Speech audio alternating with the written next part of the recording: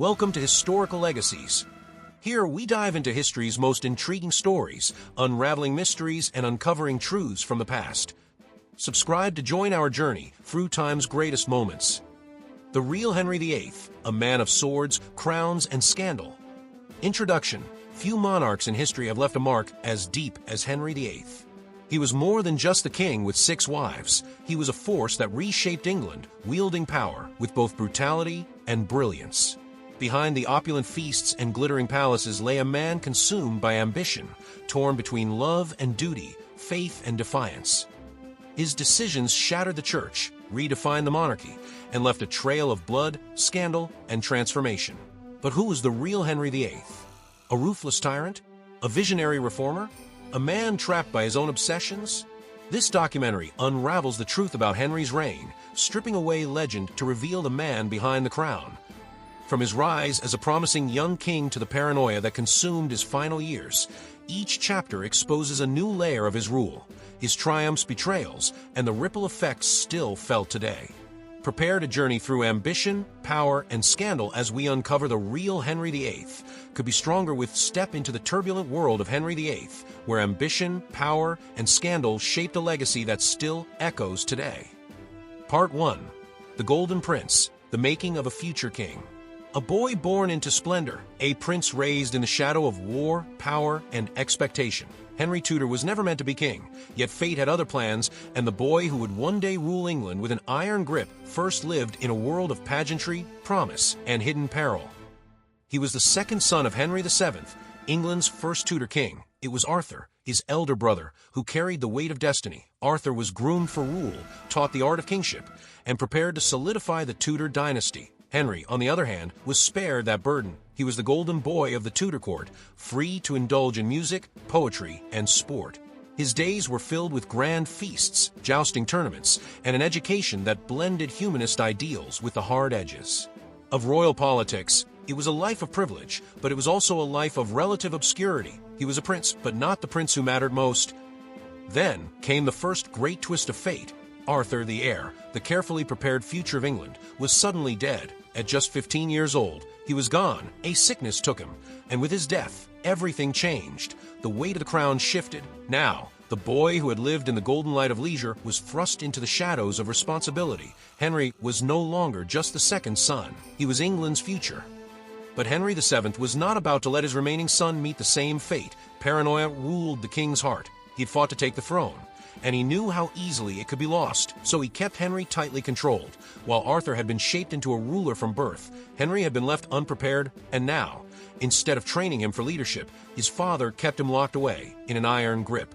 Henry was a caged lion, watching, waiting, growing restless. He had been raised on the legends of great kings, of warriors, of conquerors, and yet here he was, trapped in the corridors of Richmond Palace, his father's suspicions keeping him from the very world he was destined to rule.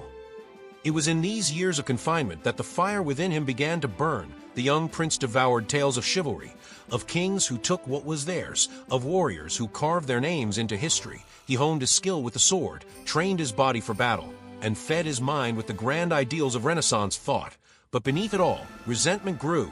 He watched his father's cold, calculated rule. The way he hoarded wealth, the way he kept courtiers in fear.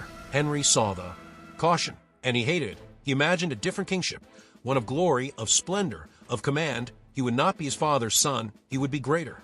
And then in 1509, the final shift came. Henry VII was dead. The throne, the power, the destiny that had once seemed so distant was now his to claim. At just 17 years old, Henry VIII was King of England. He rode through the streets of London, golden-haired, broad-shouldered, the very image of a Renaissance ruler. The people cheered, the court whispered, a new age had begun.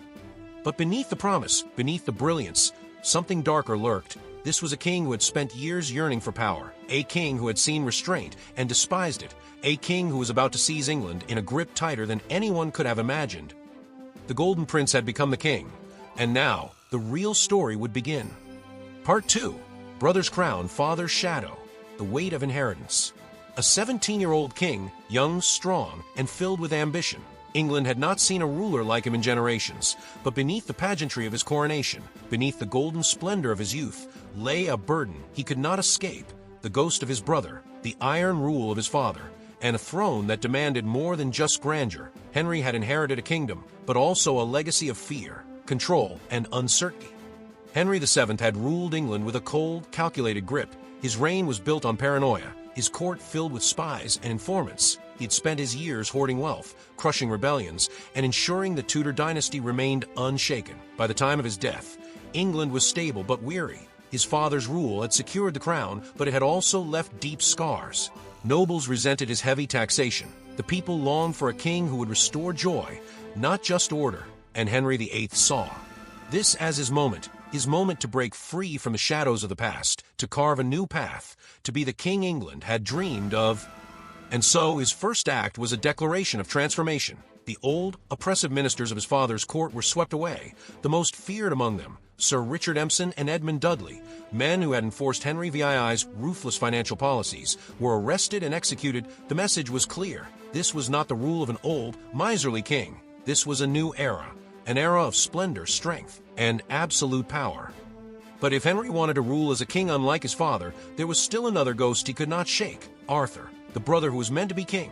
Arthur, the prince who had been trained for this role, the prince who had been married to the Spanish princess Katherine of Aragon, and now that princess was still in England, a widow, a diplomatic question, and a piece of unfinished Tudor business.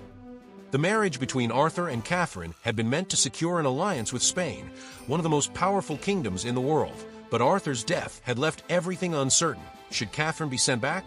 Should England risk losing such a powerful alliance? Henry VII had hesitated, but Henry VIII saw only one path. He would marry her himself, not out of love, not out of duty, but out of a need to prove that he, not Arthur, was the rightful king. He would take his brother's place, take his brother's bride, and erase the idea that he was ever a second son.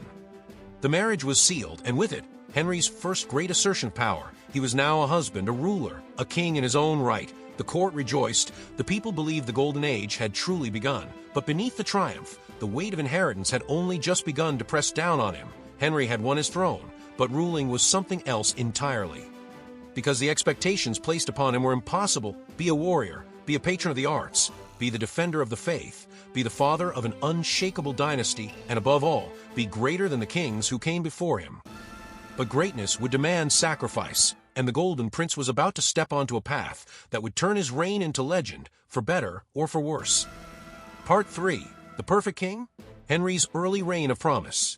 A young king at the height of his power, a court dazzled by his presence, a nation filled with hope. Henry VIII was everything England had longed for: handsome, athletic, and overflowing with energy.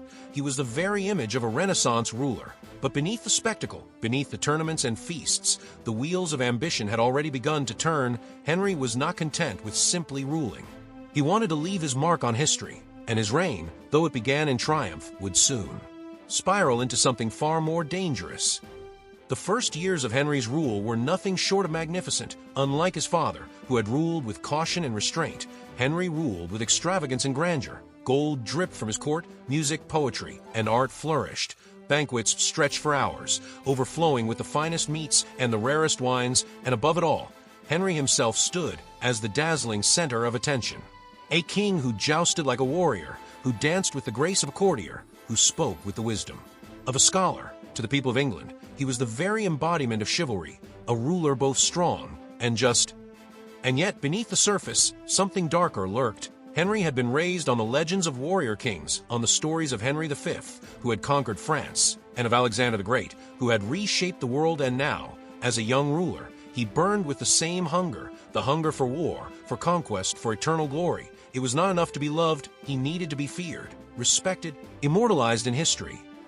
And so, in 1512, he made his first move: war with France. It was reckless, it was expensive, and it was exactly what Henry wanted. Against the advice of his more cautious ministers, he threw England into battle, believing himself destined to revive the glories of past kings. His armies crossed the Channel, clashing with the forces of Louis XII. At home, the people celebrated. Their young king was not just a ruler, he was a warrior, a conqueror, a leader who would bring them honor on the battlefield. But reality was far less kind than legend. The war drained England's treasury. Victory was fleeting. And despite small triumphs, Henry soon found himself at the mercy of political alliances beyond his control. His so-called allies, Spain and the Holy Roman Empire, abandoned him when it suited their interests. His dream of becoming another Henry V crumbled beneath the weight of diplomacy and failure. And just like that, his first great ambition ended not with triumph, but with frustration. Yet even in defeat, Henry refused to see weakness. He was still young, still powerful, still adored by his court, and so he turned his energy elsewhere. If war could not bring him glory, then perhaps something else could, and in 1513, fate handed him a victory that would restore his pride. At the Battle of Flodden, the Scots, England's long-standing rivals, invaded from the north. Henry himself was in France at the time, but his forces, led by Queen Katherine in his absence, crushed the Scottish army. King James IV of Scotland lay dead on the battlefield, and though Henry had not wielded the sword himself, he took the victory as his own. The legend of his kingship grew. To the world, Henry VIII was England's golden ruler, a man of power, strength, and wisdom. He had survived his first test as king. He had shown his people a glimpse of greatness. But what no one yet realized was that Henry would never be satisfied, not with a kingdom, not with a victory, not even with his own legacy. He had proven himself to England. But proving himself to history would demand something far greater. And as the years passed, the perfect king would begin to change. The hunger for power, for control, for absolute dominion over his kingdom would drive him to choices no one could have foreseen. And soon, the first cracks in his golden image would begin to show. Part 4. Katherine of Aragon, Love, Power, and an Heir that never came. A queen crowned beside her king, a love that seemed destined, a marriage that held the fate of England in its hands. Katherine of Aragon had once been the wife of Henry's brother Arthur, but now she stood as Henry VIII's queen, the perfect match, the daughter of Spain's mighty rulers, Ferdinand and Isabella, a woman of intelligence, dignity, and unshakable faith. For years, she had waited for this moment, uncertain if she would ever take her place on the throne. Now, she was Henry's wife, his partner, his queen, and with her, Henry believed he would build a dynasty that would outshine all others. At first, their marriage was one of passion. Henry, young and eager, adored his new wife. He spoke of her beauty, her wisdom, her unwavering strength. Together, they ruled in harmony. Katherine was not merely a queen in name, she was a ruler in her own right. In Henry's early campaigns, when he left for war in France, it was Katherine who held England together. It was Katherine who commanded forces against Scotland. And it was Katherine who delivered Henry his greatest military triumph, the crushing victory at Flodden, where England's armies killed the Scottish king. But despite her strength, despite her devotion, Katherine was failing in the one duty that mattered most. She could not give Henry a son. The first pregnancy brought hope, but ended in heartbreak, a stillborn daughter. The next pregnancy brought joy, a son Henry, born in 1511. But just weeks later, the infant prince was dead, and so it went, loss after loss. Katherine suffered miscarriage after miscarriage, stillbirth after stillbirth. Each time, she endured the grief in silence, clinging to her faith, believing God would bless them with an heir. And each time, Henry's frustration grew. For a while, he consoled himself with their surviving child, a daughter, Mary, born in 1516. She was strong, healthy, and every bit a Tudor, but she was not a son, not an heir, not what Henry needed to secure his legacy. And outside the royal chambers, the pressure mounted, courtiers whispered, foreign rulers questioned England's strength. The great kings of Europe, Francis of France, Charles of Spain, all had sons to carry their names, and Henry, the mighty Tudor ruler, had only a daughter. Was England cursed? Had God turned his back on Henry's reign? Henry himself began to wonder, had he made a mistake? Was his marriage, his very foundation, built on a sin? For years, Henry had dismissed such thoughts. Katherine was his wife, his queen. He had fought to marry her. He had defied expectations to keep her. But now, as the years passed, as his patience wore thin, another thought crept into his mind. Had his father been right to hesitate? Had Arthur's death been a warning? Was Katherine's inability to bear a son a divine punishment for marrying his brother's widow? And then there was another factor, another presence that Henry could no longer ignore, a woman who was young, sharp, different from the others, a woman who would change the course of history forever. Her name was Boleyn. Part 5. The Great Matter, the divorce that shook Christendom. A marriage unraveling. A king restless with frustration. A queen clinging to her crown. And a kingdom teetering on the edge of crisis. For nearly 20 years, Katherine of Aragon had been Henry's wife, his queen, his partner in rule. She had ruled beside him, fought for him, and prayed for him. But now, she was something else. An obstacle. a problem that needed to be solved. Because Henry no longer wanted a wife who could not bear him a son. He wanted an heir. He wanted a future. And above all, he wanted Boleyn. And Boleyn, the name that would ignite a firestorm across England. She was unlike any woman Henry had ever known. Sharp-witted, ambitious, unafraid of power. Unlike the quiet, obedient ladies of court, she was bold, challenging, and dangerously intelligent. She had been raised in the glittering courts of Burgundy and France, where she learned the art of seduction, the power of charm, and the importance of political strategy, and was no mere mistress. She was a force of nature. And when Henry's eye fell upon her, he saw not just a woman, but a future queen. And would not be easily won. She had seen what happened to Henry's former lovers. Women discarded, abandoned, left to fade into obscurity once the king tired of them, and wanted more than whispers in the dark. She wanted a crown, and Henry, blinded by obsession, was prepared to give her exactly that. But there was one problem standing in their way. Katherine. Katherine of Aragon was no ordinary wife. She was the daughter of Spain's most powerful rulers, Ferdinand and Isabella. She had been married to Henry's brother, Prince Arthur, before becoming Henry's queen. And most of all, she was a devout Catholic who saw her marriage as sacred and indissoluble. For Katherine, there was no question. She was Henry's true wife, and Boleyn was nothing more than an ambitious upstart. She would never step aside willingly. She would never surrender her throne. And she would never grant Henry the divorce he so desperately sought. But Henry had made up his mind. His desire for and turned it to something far greater than love. It became a mission, a cause, a battle he refused to lose. He argued that his marriage to Katherine had never been valid, that God had cursed their union because she had once been married to his brother, that England needed a legitimate queen who could bear sons and secure the Tudor dynasty. But the Pope, caught in a web of political alliances, refused to grant an annulment. Pope Clement VII was under the influence of Catherine's nephew, Charles V, the Holy Roman Emperor, who had no intention of seeing his aunt cast aside in disgrace. And so, the answer from Rome was clear: no divorce, no annulment, no permission for Henry to marry, and Henry had been denied. And denial was something he could not accept. What had once been a personal issue between a husband and wife now became a political firestorm. England's court was divided. Some supported Katherine, believing her to be the rightful queen, while others sided with Henry, seeing and as the key to securing the future of the realm. Across Europe, rulers watched as England stood on the brink of religious and political catastrophe. And within Henry, frustration turned to fury. Katherine stood firm, refusing to back down, and in contrast, whispered in Henry's ear, fueling his growing resentment against the Pope and the Catholic Church. And then the most dangerous thought entered Henry's mind. If the Pope would not grant him what he wanted, then perhaps he no longer needed the Pope at all. This was no longer about love, no longer about passion. This was about power. And Henry VIII was about to make a decision that would shake the foundations of England forever. To win Boleyn, to secure his legacy, to ensure that no one, not the Pope, not the Emperor, not even God, could deny him what he wanted, Henry was prepared to break with Rome itself. What began as a simple request for an annulment would become something far greater, a revolution that would tear England apart, reshape its future, and turn Henry from a king into a force that no one could control. The great matter was no longer just about a divorce.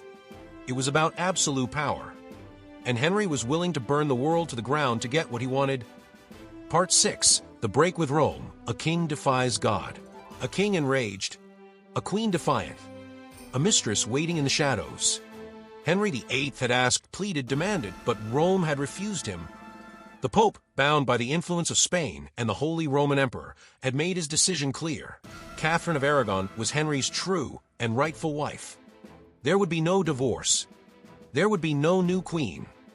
And for the first time in his reign, Henry found himself facing something he could not conquer. A power greater than his own. The power of the Church. The power of God. But Henry VIII was not a man to be denied. His will had shaped England for years. His word had been law. And now, a man in Rome dared to defy him. The rage burned deep. The frustration festered. The humiliation of begging the Pope like a common man was too much to bear. And so, Henry made a decision that would forever change the course of history.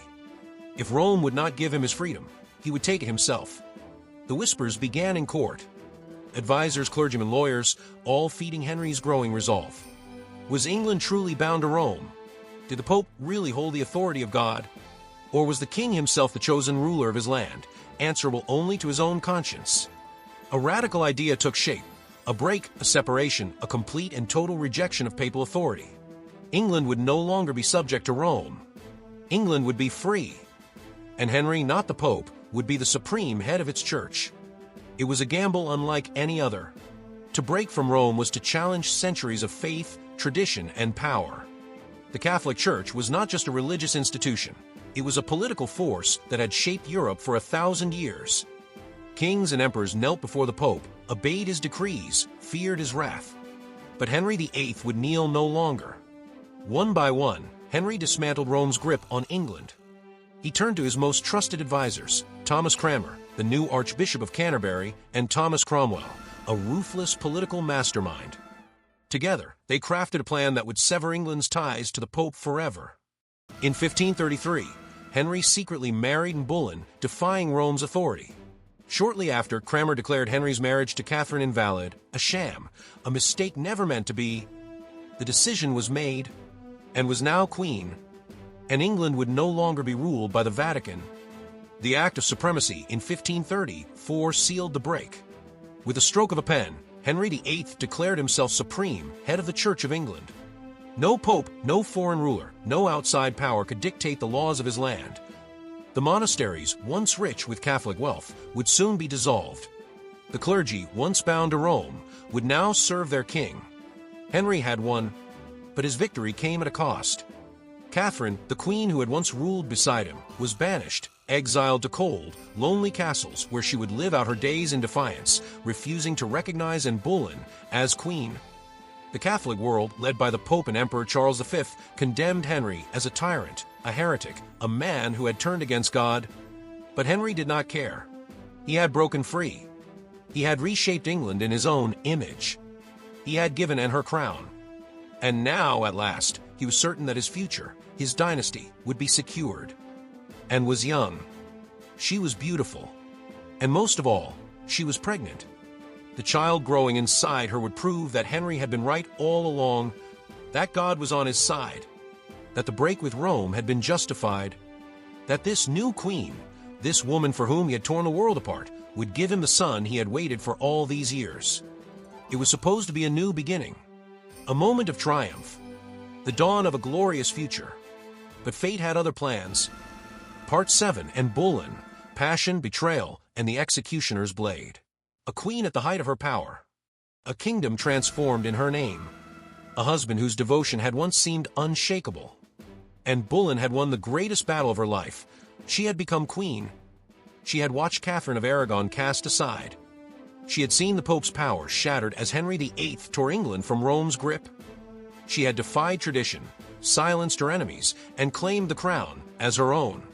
But now, the very forces that had lifted her up were beginning to turn against her. The break with Rome had not come without consequences. England was in turmoil. The Catholic world, led by the Pope and Emperor Charles V, saw Henry as a heretic, a man who had betrayed God himself. Rebellions brewed, opposition grew stronger, and many saw Anne not as a queen, but as the cause of England's downfall. To them, she was the woman who had bewitched Henry, who had lured him into sin, who had made him defy the church. And Boleyn was a queen, yes, but she was also the most hated woman in Europe. At first, none of this mattered to Henry. He had broken from Rome for Anne, reshaped his entire kingdom for Anne. But his devotion was built on one thing, the promise of a son. And that promise had been shattered. The birth of Elizabeth had been a disappointment. Anne's subsequent miscarriages had deepened the king's frustration. But it was the loss of a male child in early 1536 that sealed her fate. Henry had been waiting for his heir, for the son who would justify everything he had done, but instead, he was left with nothing. And now, his eyes had begun to wander. There was another woman at court, another possibility. Jane Seymour. Unlike Anne, she was quiet, gentle, obedient. She did not challenge Henry. She soothed him. She represented everything, and was not. And suddenly, the queen who had once been Henry's greatest obsession now felt like a mistake. But simply abandoning, and was not enough. Henry had risked too much to marry her. To cast her aside without cause would weaken him, expose him to ridicule, prove that he had been wrong all along. He needed a reason. He needed an excuse. And that excuse was about to arrive. The rumors started to spread. Whispers of treason, accusations of adultery, stories of Anne's unfaithfulness, her reckless behavior, her secret lovers hidden within the very walls of the palace. Some said she had taken multiple lovers, even entertained thoughts of replacing Henry himself. And worst of all, some claimed that the man she had turned to was her own brother. Did Henry believe these accusations? Or did he simply need them to be true? The answer didn't matter. What mattered was that Anne was now vulnerable. In May 1536, Anne was arrested, dragged from her chambers, separated from her daughter, imprisoned in the Tower of London. The woman who had once stood beside Henry as his equal now stood before him as a condemned traitor. Her trial was a spectacle. The court had already decided her fate before the first words were spoken. She was found guilty of adultery, of treason, of betraying the king she had once ruled beside. And the sentence was death. Anne, proud and unbroken to the end, met her fate with dignity. On May 19, 1536, she stepped onto the scaffold. Dressed in a crimson robe, the color of a martyr, she knelt before the French executioner, her final words proclaiming her innocence. And then, the blade fell, and Boleyn, the woman for whom Henry had defied the Pope, broken his kingdom, and reshaped history, was no more. But Henry's story was far from over. For even as Anne's blood stained the scaffold, another woman waited in the shadows, and she would give Henry the one thing Anne never could: a son. Part 8. A ruthless king is born, bloodshed and political terror. The axe had fallen. The queen was dead. The woman Henry VIII had once risked everything for, the woman for whom he had defied the Pope, severed England from Rome, and turned his own court into a battleground, was gone. And Boleyn, once the dazzling mistress who had captured Henry's heart, had ended her reign not in triumph, but on the cold stones of the Tower of London. Her head, severed from her body by a French executioner's blade, lay lifeless. The once magnificent queen had been reduced to nothing more than a cautionary tale. But Henry did not grieve. He did not dwell on the woman he had once loved so fiercely. He did not pause to reflect on the price of his obsession. Instead, he moved forward with ruthless efficiency. Within 24 hours of Anne's execution, he was engaged to Jane Seymour. Within 11 days, he was married. To the world, it was a stunning display of heartlessness. To Henry, it was strategy. And Boleyn had failed him. She had promised him a son. She had delivered only a daughter and a string of miscarriages. He had risked everything for her, and in the end, she had proven to be nothing more than a disappointment. And now, Henry would never make that mistake again. He had learned a harsh truth: love was a weakness. A queen was not a partner. A queen was a tool. A queen's worth was measured in sons, in loyalty, in silence. The charming, poetic, idealistic king who had once ruled England was gone. In his place stood something far more dangerous: a ruthless monarch, a man who had seen how fragile power could be, a man who would never again allow anyone to challenge his will. And so, the purges began. And Boleyn had fallen, but Henry was not done. Anyone who had supported her, anyone who had benefited from her rise, anyone who had stood too close to the fire, they would burn with her. Her brother, George Boleyn? Executed. Her allies at court? Executed. Even innocent men, accused of adultery with the queen, were sent to the scaffold. But it did not stop there. The message was clear. Loyalty was not to a queen, to a faction, or to a cause. Loyalty belonged to Henry alone. And those who failed to grasp this would pay the price. Henry's former friend and chancellor, Sir Thomas More, had already learned this lesson the hard way. More had dared to stand by his beliefs, dared to refuse to recognize Henry's supremacy over the church. And for that, he had faced the executioner's axe in 1535. Now, another man was beginning to realize that even the king's most trusted servants could fall. Thomas Cromwell, the man who had orchestrated Boleyn's downfall, the man who had built Henry's reformation with blood and fire, the man who had helped Henry tear England from Rome, destroy monasteries, and crush dissent. He believed he was untouchable, but even he would soon feel the king's wrath, because Henry had changed. He had learned that power was not something to be shared. It was not something to be given, to be negotiated, to be questioned. It was his alone, and he would rule with absolute authority, no matter the cost. Fear became the foundation of his reign. The nobility, the clergy, even his closest advisors, all lived in terror of his changing moods, his unpredictable rage, his sudden, deadly decisions. Henry VIII had begun his reign as a golden prince, adored by his people. Now, he ruled as something else entirely. A tyrant. A king who no longer cared for the love of his people, only for their obedience. But even as he tightened his grip on England, one thought still haunted him. One insatiable, unfulfilled, inescapable need. A son. He had wiped away Anne Boleyn. He had destroyed her family. He had silenced those who had stood in his way. But his greatest test was still to come, because Henry VIII had learned how to eliminate those who failed him. But now, he had to face the challenge of securing his legacy. And he was willing to sacrifice anything, anyone, to make sure it happened. Part 9. Jane Seymour, the king's long-awaited son, and a tragic end. A new queen. A new beginning. A fresh chance to secure everything Henry VIII had fought for. But this time, there would be no great battles with the Pope. No dramatic court trials. No executions of defying queens. Jane Seymour was different. She was not a woman who sought power. She was not a woman who challenged Henry's authority. Unlike Katherine of Aragon, she did not resist. Unlike Anne Boleyn, she did not provoke. She was quiet, humble, obedient. And Henry, now hardened by betrayal, bloodshed, and disappointment, no longer sought a woman who would stand beside him as an equal. He wanted a woman who would serve him as a wife. Jane knew this. She had learned from the fates of the queens before her. She had seen how Henry's love could turn to hatred in an instant. And so she gave him exactly what he wanted: devotion, submission, and above all, hope.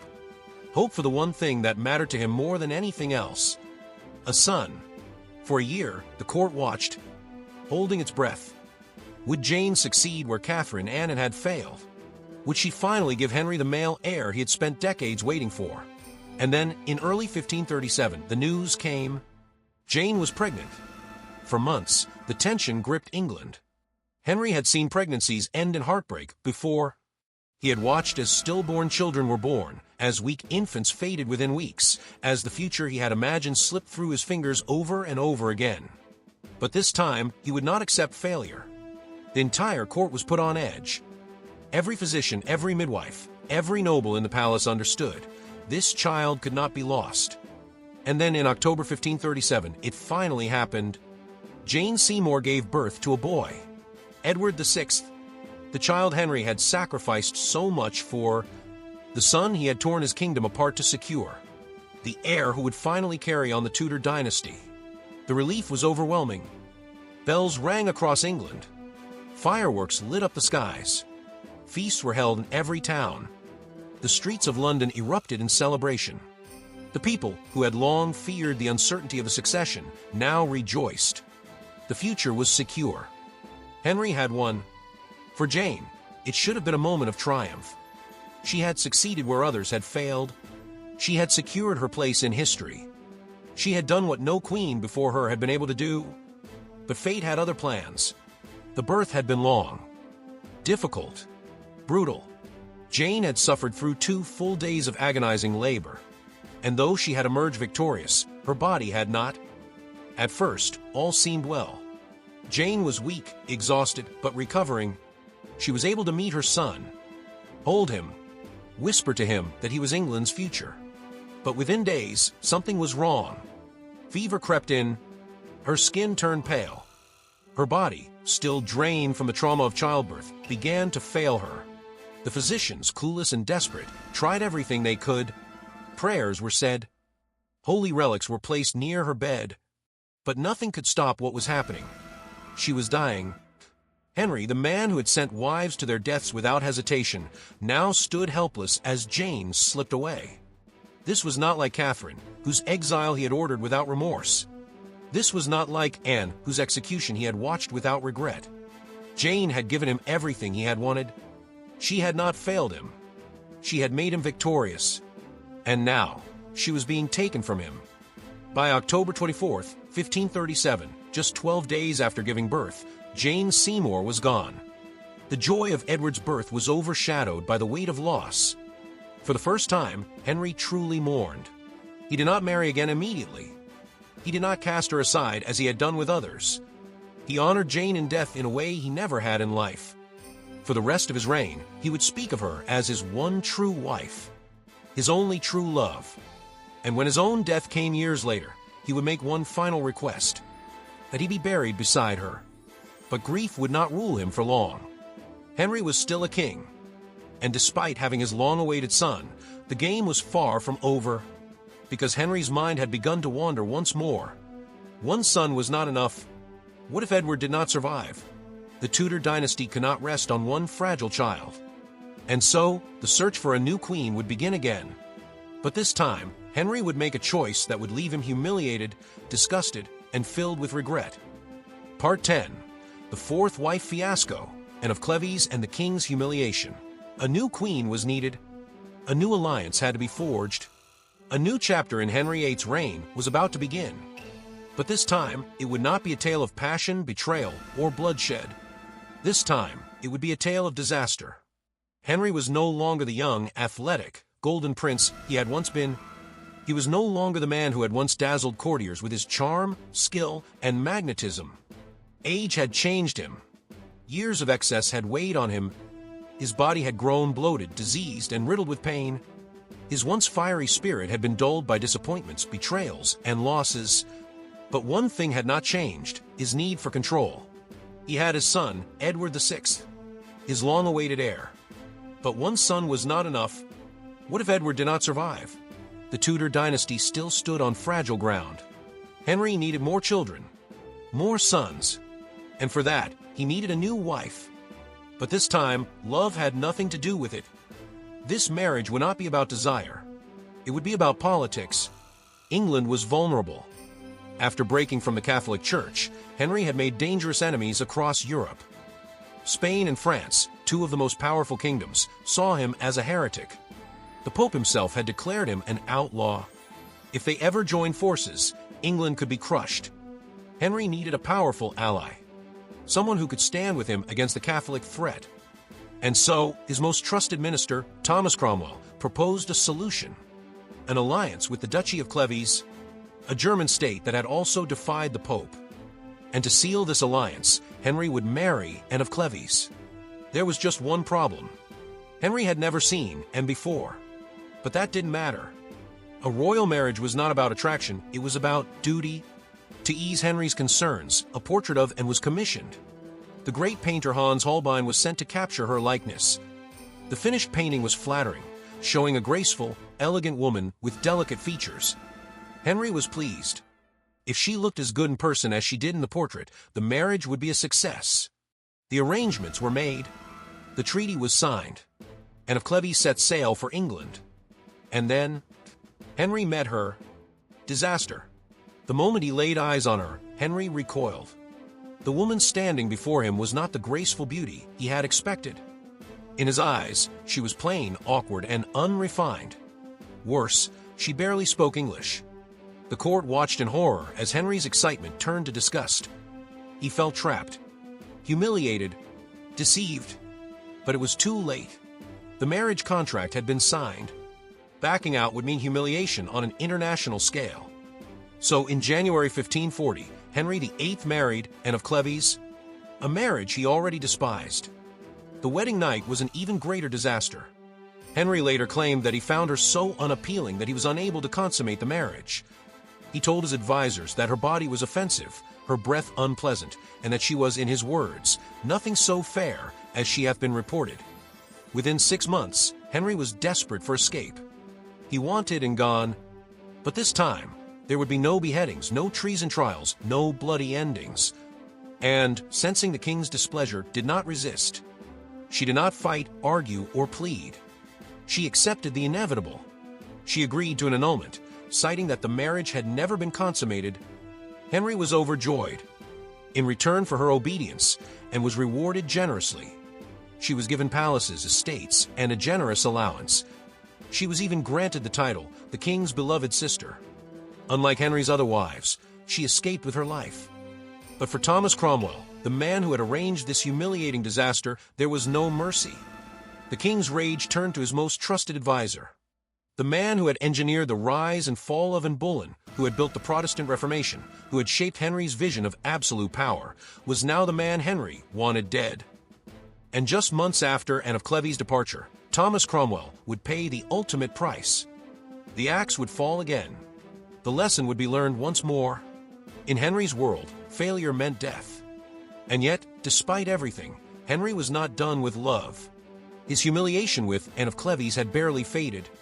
But already, his eyes had landed on someone new, a girl young enough to be his daughter. A girl who would rekindle his passion, but also seal her own fate. Part 11, Katherine Howard, Youth, Desire, and a Deadly Mistake. She was young. She was beautiful. She was everything Henry VIII had been missing. After the disaster of Anne of Cleves, Henry was left embarrassed, bitter, and desperate to reclaim his lost youth. He had been humiliated by a marriage that had brought him no passion, no excitement, no desire. But now, standing before him, was Katherine Howard, a girl who made him feel alive again. She was no seasoned politician like Katherine of Aragon. No fierce, calculating force like Anne Boleyn. No dutiful, solemn wife like Jane Seymour. Katherine was pure pleasure. A girl who laughed, danced, and made the aging king feel young again. And Henry was obsessed. She was just a teenager, barely out of childhood. He was nearing 50, weighed down by disease, his body swollen and ulcerated, his temper more unpredictable than ever. Yet, when he looked at Katherine, he saw not the wreckage of his past, but a future filled with passion. To Henry, she was his salvation. To Katherine, he was a nightmare she could not escape. The court buzzed with whispers. Henry called her his rose without a thorn. He showered her with gifts, jewels, silks, everything a queen could desire. Within months, he made her his fifth wife. But Katherine was not prepared for the world she had entered. She was not like Henry's previous wives. She had been raised in the household of the powerful Duchess of Norfolk, surrounded by courtiers, young men, and flirtation. She had known love before Henry, though she had never been taught the consequences of it. And now, trapped in a marriage to a decaying king, Katherine longed for the life she had lost. A secret was waiting in the shadows. One that could destroy her, humiliate Henry, and shake the Tudor court to its core. Because Katherine Howard had a past. Before she ever caught the king's eye, she had been entangled with other men. Francis Derham, a former lover, and Thomas Culpeper, a dashing gentleman of the king's privy chamber. Both had been intimate with Katherine before or during her marriage. And in Henry's court, such sins were unforgivable. At first, the rumors were whispers. Then they became accusations. Soon, the truth could no longer be ignored. The king's sweet, innocent Rose was hiding a deadly secret. Henry, who had once adored Katherine with a feverish passion, now turned on her with the fury of a betrayed tyrant. The investigations began. The evidence piled up. Letters, testimonies, whispered confessions. The truth was undeniable. Katherine was guilty. And in Henry's England, guilt meant death. On February 13, 1542, Katherine Howard walked to the scaffold, just like Anne Boleyn before her. The second queen of Henry VIII to lose her head. She screamed for mercy. She begged for her life. But there was no escape, no salvation, no forgiveness. And as the executioner swung his axe, Henry VIII lost another wife. But this time, something shifted. Something broke. Henry had married Katherine to reclaim his youth. Instead, he had been reminded of his age, his weakness, his own decay. The passion that had burned so brightly had ended in ashes and blood. And now, there was only one more wife to come. One last woman who would stand beside him as his body failed, as his kingdom neared its greatest transformation, as the man who had once been the Golden Prince prepared for his final days. Part 12, The Last Queen, Katherine Parr and the King's Final Gamble.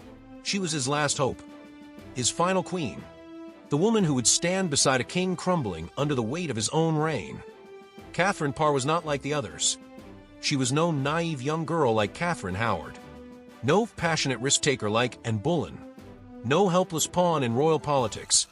She was a survivor, a woman forged in fire, loss, and wisdom. And she was about to walk straight into the lion's den. When Henry chose Katherine Parr as his sixth and final wife, England was a kingdom on the edge. Henry himself was on the edge. His body ravaged by disease, his mind twisting with paranoia, his court a battleground of religious and political tensions. He was a dying king grasping for control, and Katherine was stepping into a role more dangerous than ever. She did not want to be queen, but refusal was not an option.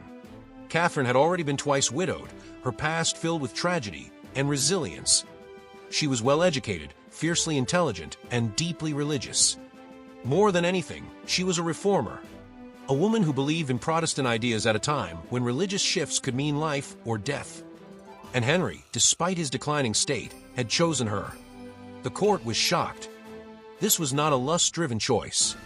It was a calculated one. Henry needed a wife who could do what none before her had done, keep him together as he faced his final days. Katherine was not just a wife. She was a caretaker, a nurse to a broken king, a political strategist navigating the most dangerous court in England's history. But even for all her caution, she was not safe. Because Katherine had ideas. She was a Protestant at heart, a woman who believed in reforming England's religious future. But Henry was still a man of contradictions, shifting between Protestantism and Catholicism, executing those who went too far in either direction. Katherine's beliefs made her a target, and her enemies were watching. As Henry grew weaker, his court grew deadlier. The Catholic faction, desperate to reclaim power, plotted against her. They whispered to Henry that his own wife was a heretic, that she threatened his authority. And for a brief moment, Henry listened. A warrant was drawn for her arrest.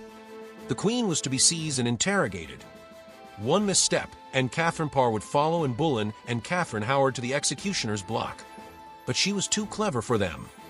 The moment she sensed danger, she acted. She fell to her knees before Henry, claiming she had only ever sought to learn from his wisdom, not to challenge him. She played the role of the submissive wife perfectly. And just like that, Henry's rage turned to guilt. When the guards arrived to arrest her, Henry sent them away. Katherine had won the most dangerous game of all, survival. And she would continue to survive. In Henry's final months, Katherine held his kingdom together. She cared for him as his body deteriorated, soothing his rage, keeping his court from collapsing into chaos. She became a mother figure to his children, ensuring that his legacy would outlast him. And when Henry finally died in January 1547, it was Katherine Parr who emerged as the only wife who had truly outlived him, untouched by scandal, untouched by the axe. She had done what no other woman had done. She had walked through the fires of Henry VIII's court and survived. But her own story was far from over. Because while Henry's reign ended, Katherine Parr's fate was about to take an unexpected and tragic turn. Part 13. A body failing, a mind in turmoil. The decline of Henry VIII. The once magnificent King of England was now a shadow of the warrior he had been. Once, he had stood tall in golden armor, a king who dominated the battlefield, the court, and the hearts of his subjects. Now he was trapped in a decaying body, his flesh rotting from inside, his mind slipping deeper into paranoia and darkness. The final years of Henry VIII were not just a physical decline. They were a descent into something far worse. His leg, swollen and ulcerated, oozed with infection, filling the royal chambers with a stench of decay. The pain was unrelenting, forcing the king into constant agony, making him angry, unpredictable, and more dangerous than ever. He could no longer walk without assistance. He could no longer ride, dance, or even stand for long periods. The mighty warrior king had become a prisoner in his own flesh. But his mind fared no better.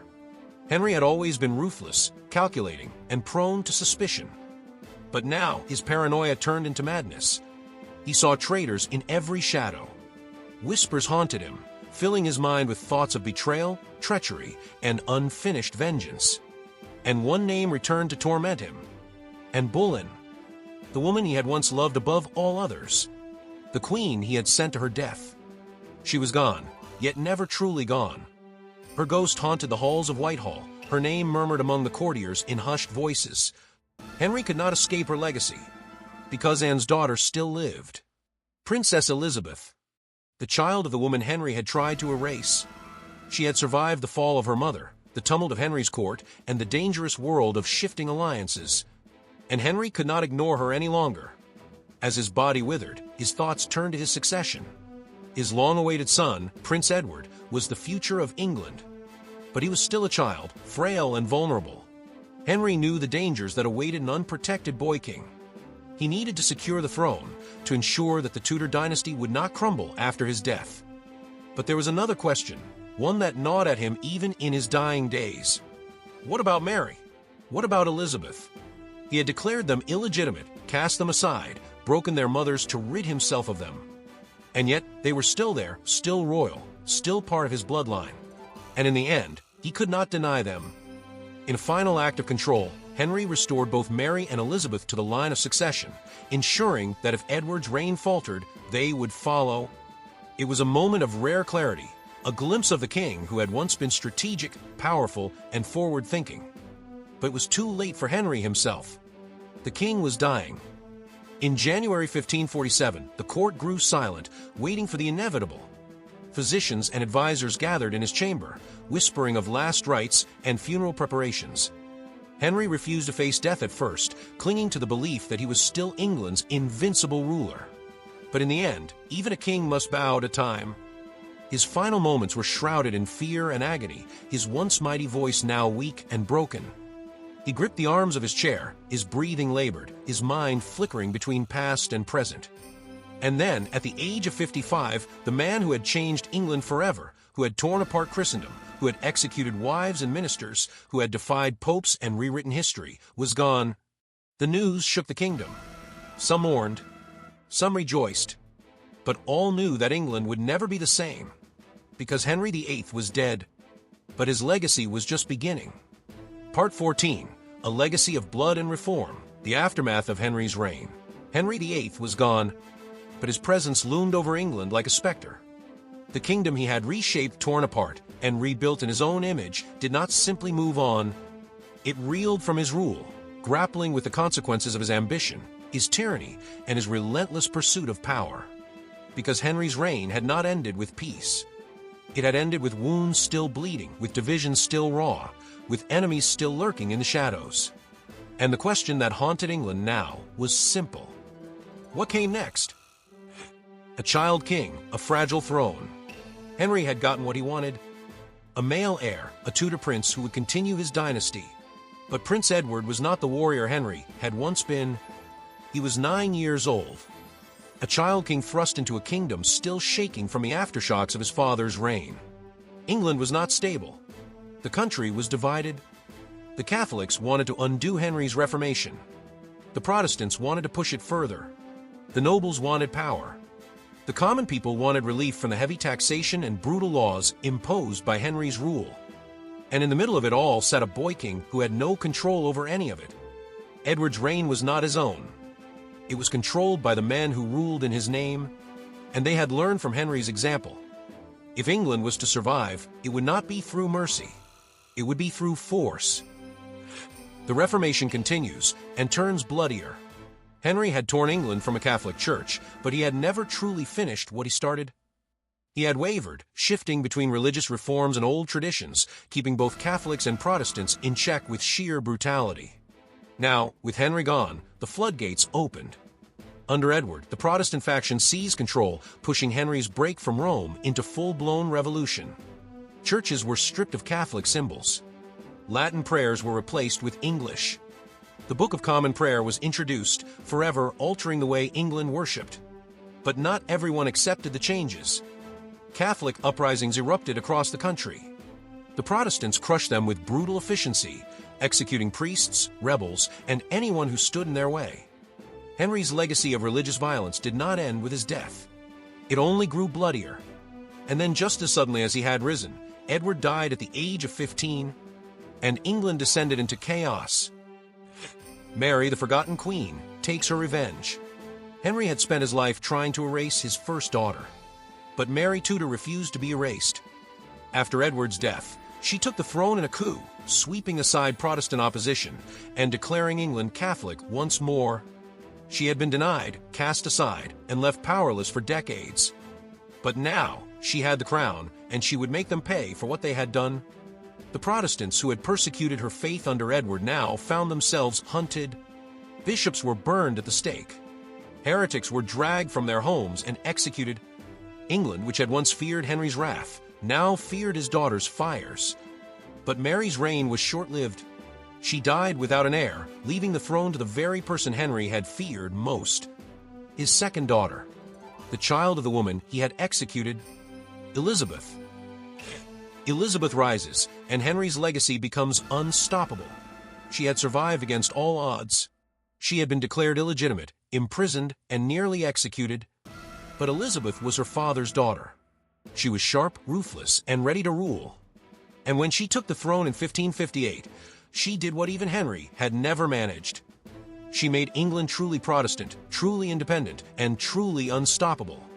She ruled for 45 years, bringing the golden age Henry had dreamed of but never achieved. She defeated the Spanish Armada, strengthened England's power, and turned the Tudor dynasty into one of the most legendary in history. But she did it without the tyranny of her father. Henry VIII had built an empire with blood. Elizabeth ensured it survived with brilliance. The final judgment, what did Henry VIII truly leave behind? His body was buried at Windsor, lying next to Jane Seymour, the wife who had given him a son. But his ghost never left England. Henry had torn apart the Catholic Church, but created a kingdom still divided between faiths. He had secured the Tudor dynasty, but left behind a war zone of political instability. He had transformed England into a superpower, but at the cost of thousands of lives. Some called him a visionary. Others called him a tyrant. But one thing was certain. Henry VIII changed England forever. And whether for better or worse, his reign would never be forgotten. Part 15. History's Judgment, the king who changed England forever. Centuries have passed, but the name Henry VIII still echoes through history. His reign was not just an era, it was a revolution, a reign of fire, steel, and relentless ambition. His actions reshaped England's destiny, leaving behind a kingdom both empowered and scarred. But how does history remember him? As a visionary king who built England's future? Or a tyrant who drowned his nation in blood and fear? A king of contradictions, brilliance and brutality intertwined. Henry VIII was a man of extremes. He was charming, intelligent, and fiercely determined, yet ruthless, paranoid, and quick to destroy even those he once loved. He expanded England's power, strengthened the monarchy, and established a navy that would one day dominate the seas. But he also ruled through fear, dismantling noble families, executing advisors, and sacrificing 6 wives to his ever-changing desires. He was a warrior, but he left England financially drained. He was a reformer, but he ruled like a dictator. He was a builder, yet he left destruction in his wake. This was the essence of Henry VIII. A king who forged a new England, but at a cost that would haunt the nation for generations. The Reformation, England forever changed. Perhaps his greatest legacy, and his most devastating act, was the English Reformation. When Henry tore England from the grip of the Catholic Church, he unleashed a storm that could never be reversed. At first, it had been about his divorce from Katherine of Aragon, a personal battle that turned into a war against Rome. But by the time Henry was done, England was no longer just another Catholic kingdom in Europe. It was something new, a nation that answered to its king, not the Pope. A country where faith and politics were now permanently entwined. Henry's split from Rome shattered centuries of tradition. It closed monasteries, reshaped churches, and fueled an era of religious wars. And though England would shift between Protestant and Catholic rule in the years after his death, the foundation Henry built was too strong to be undone. The England we know today, a Protestant nation with a monarch as its head of state, exists because of Henry VIII. A legacy of fear, the cost of power. But not all of Henry's legacy was glory.